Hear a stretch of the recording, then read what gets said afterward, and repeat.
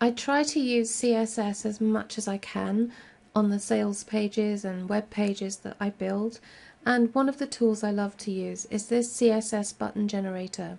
If you go to the sales page that I built, then you'll see that it's got a couple of buttons on it. Order now only $7, and when you roll over it, it changes colour. That isn't an image, that's just CSS, and the great thing about that is I can change the words on there anytime I like. So if you were split testing or something like that, it'd be really easy to change without having to keep drawing buttons all the time in a graphics program. So I'll just show you how easy it is to use. You can just use the preset colours, I don't bother making my own. Just decide what you want your button to say, and you might want it to say buy now or click here or something. So you type that in there. You can change the font, so you can make it Arial black or something else from a short list here. I'll just make that Arial black, and you can change how the button looks by changing the font size and the border radius on the button to make it more square or more round, and so on.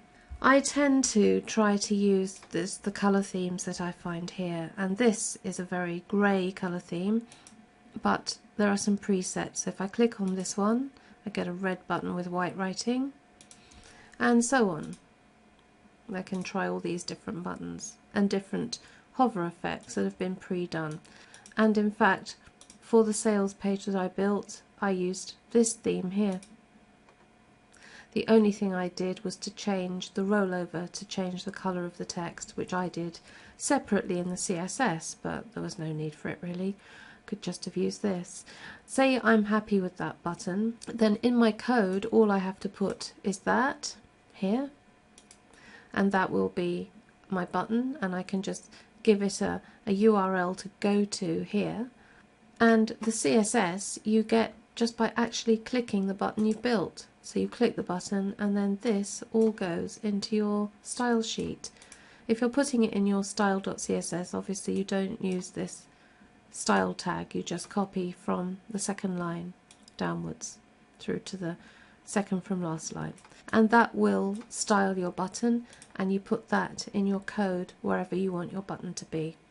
Similarly, if you want to use background colours, a little bit like I did here on the testimonial area, this again isn't a graphic, this is CSS, and I just use the rounded corner generator here, and I can design the bubble to be how I want it to be. I can have really rounded corners or not so rounded. I can change the background colour of the area anyhow I like. I can make custom corners so they don't all have to be the same. I can make it slope off at one side. It's up to you.